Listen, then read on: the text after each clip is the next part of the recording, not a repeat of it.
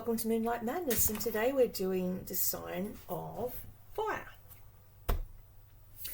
I'm using the book called The Tarot Card Companion by Victoria Maxwell.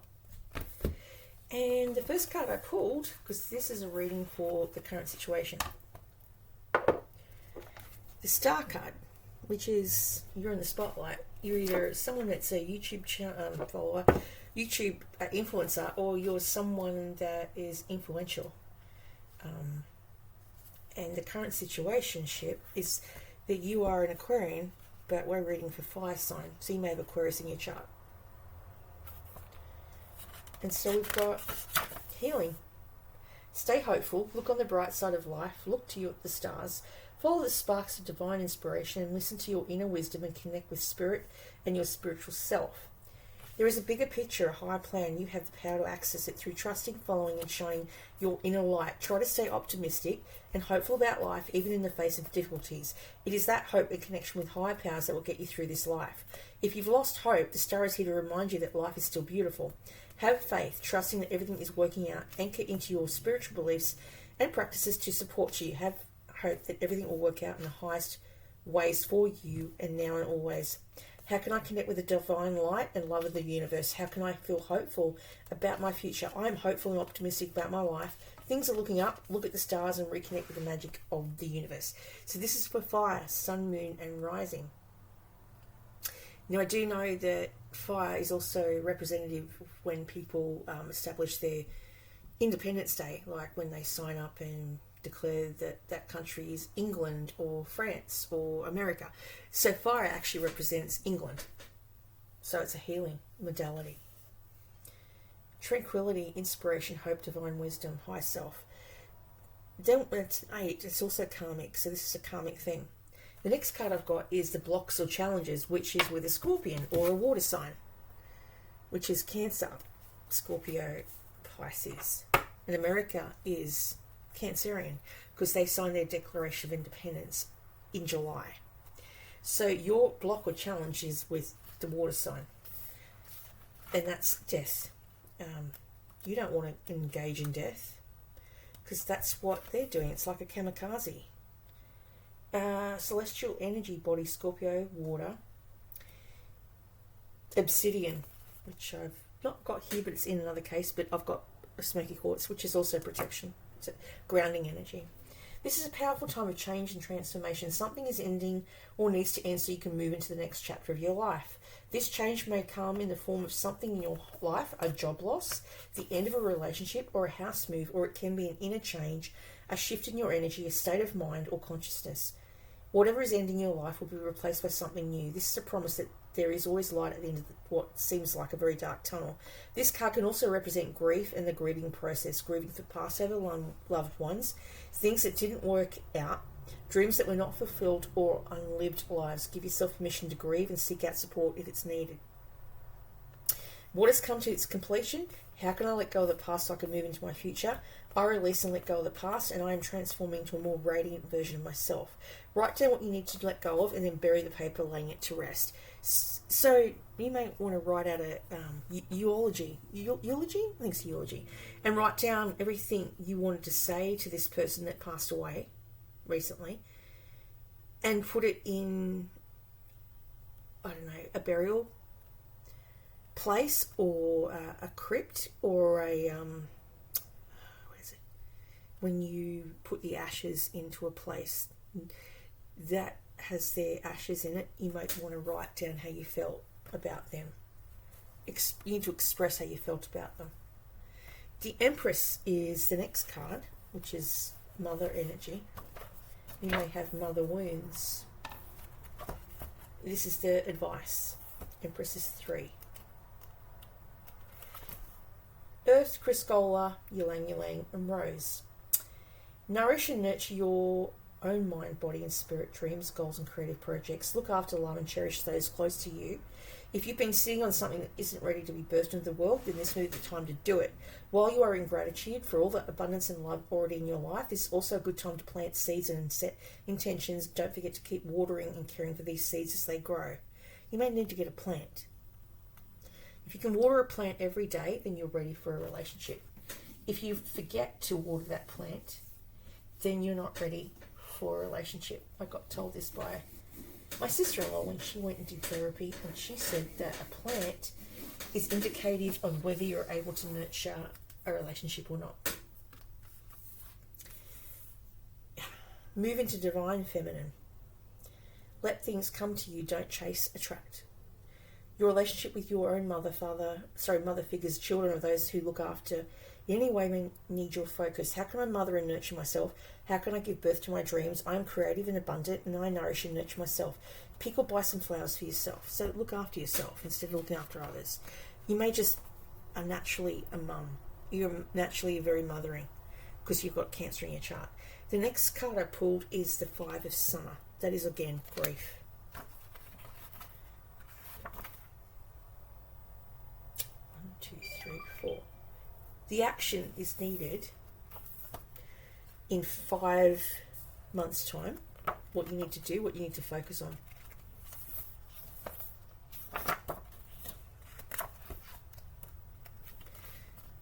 It's again Scorpio energy, water, blue tansy.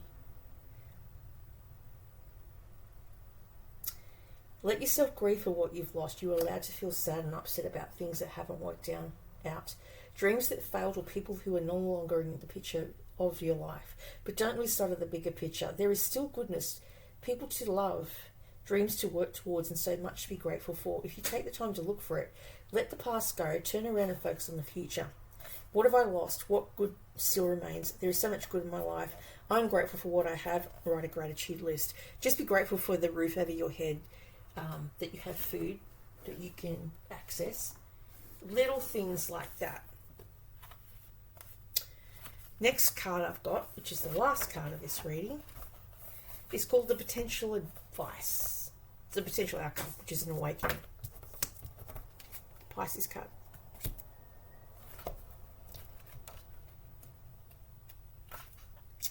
The Hangman is about Neptune, water, willow, realization. Yeah.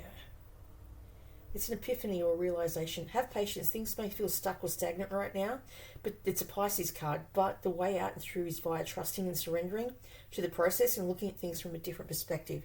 You may not be able to control what's happening in your life right now, but you can change your thoughts and how you feel about it.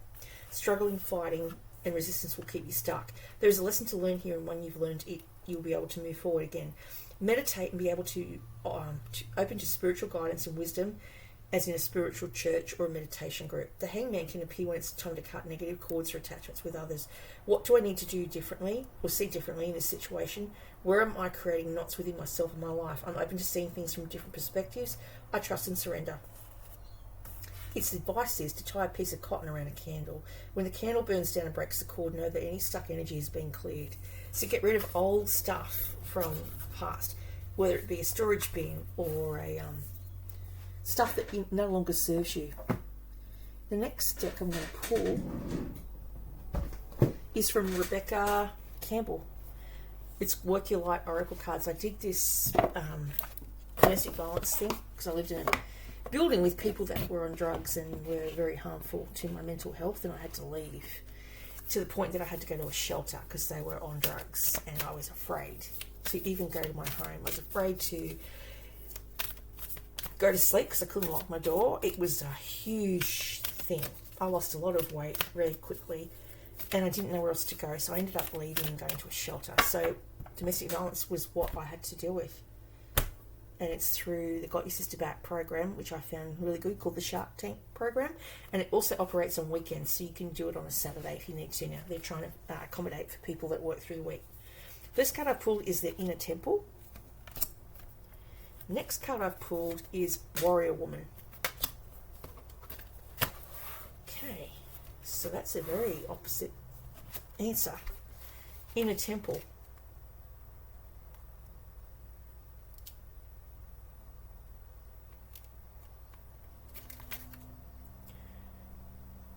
Just need to find it. 70. Okay. Devotion. Tune into the portal of your heart. You are being called to be a devoted student and tune into your heart to incorporate true devotion into your life. You could be being called to develop a regular meditation, journaling, or chanting practice, or to show up to your soul with rhythm, to develop a daily practice where you fill up your well and spend time with your soul. All of the answers to all of your questions that you seek are waiting for you in the portal of your heart. But you cannot hear them unless you carve out time each day to listen. Your soul is yearning for a deeper relationship with you. And so the more time you spend with it and show up to it, the more clearly it will guide you. We are here to grow as souls. Earth is one big playground for the soul to learn, and you are being called to go deeper in your soul growth or to increase your devotion by being a student of a lineage or a spiritual teacher. And in my background, I have a deacon of a church, and I was named after a book of Kells. My name's Kelly, and so I'm a protected person because my grandmother knew that I had spiritual gifts that my own mother and father couldn't see because I was psychic. I was born that way.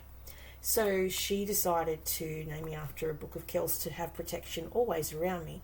If anyone's ever seen A Discovery of Witches, you would know that they put protection spells on that kid to stuff down their abilities.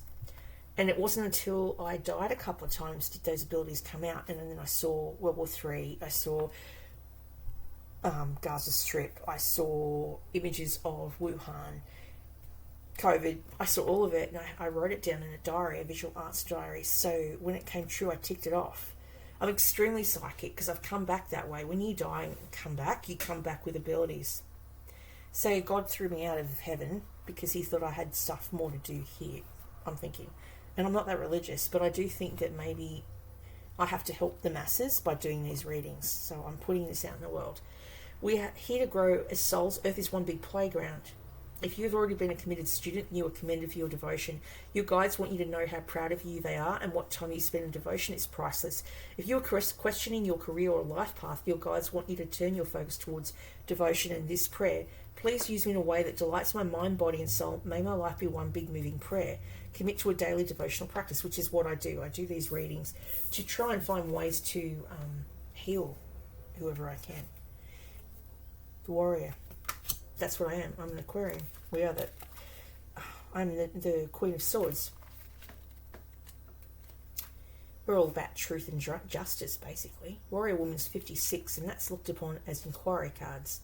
The Inner Temple was action cards. So be that moving force, be that prayer. Yep, 56. So they're opposites to each other.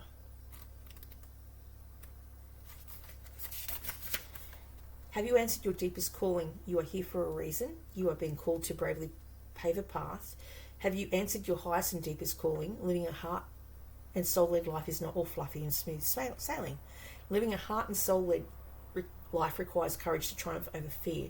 So often our fears are the gatekeepers to our greatest gifts, and the more resistance we have towards answering a call, the more important it is to our soul's growth. Sometimes fear is an indication that we are facing the right way. Joan of Arc was known for her courage and her famous line, "I am not afraid, I was born to do this." But the thing about courage is that it is not possible without fear. So if you are feeling afraid, what is needed is courage. And courage comes from living from the heart. Think of your fears as opportunities to expand rather than things that are holding you hostage. If you look at your fears in the light, then uncomfortable as it might feel, it's naturally a sign that you are on the right track. Have you answered your deepest calling? And the calling is for me to do this reading today, so that's why I'm doing it. Because I had to find a way to shed some light on the current struggles we have with a holy war. The next deck I've got is called the Wisdom of the Oracle by Colette Baron Reid.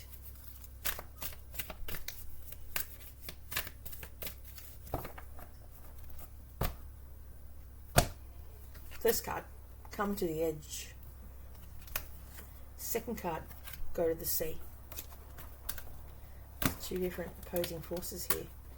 Come to the edge talks about action and overcoming fears through courage, which is backing up what I just said, like being courageous as a warrior woman. Even though you might not feel like you can do it, you can.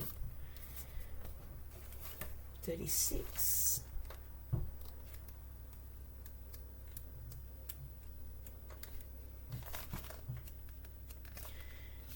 courage, taking a leap of faith, overcoming fear and accepting risk. Facing the unknown is the only choice you really have right now. If you want to progress, it's okay to be afraid, but now's the time to take a risk that is not calculated, to feel the exhilaration as you ready yourself for a leap of faith. Spirit is present, so let go of fear. You're called to express your true self. Listen to your heart and soul, not your head. Come to the edge and discover that you can fly. You must step into the unfamiliar so you can find your miracles. It's scary to be truly intimate with someone, to allow him or her to see all of you, especially the parts that you've kept hidden and protected. Now's the time to take the risk and let yourself be seen, truly seen. It's important that you speak up, voice what you need, state who you are, say what you hope for. This is not the time to play it safe, but to take a leap of faith. You'll be glad you did. If you're seeking a relationship, the same applies. Take one step towards the goal and they will deliver what you truly desire. So take a leap of faith. There you go. Next card is 7.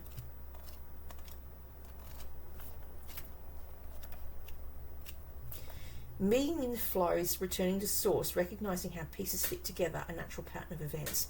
Isn't it wonderful when you feel yourself in the flow of life, when events and conditions seem to engage you in a way that is fluid and effortless? This card reminds you that going with the flow is exactly what you need to do right now.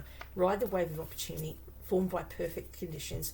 Allow trust and faith to guide you forward as you flow into a river, into the sea of life. There are points in a relationship where you have to decide to go with the flow rather than dictate the course you share with another.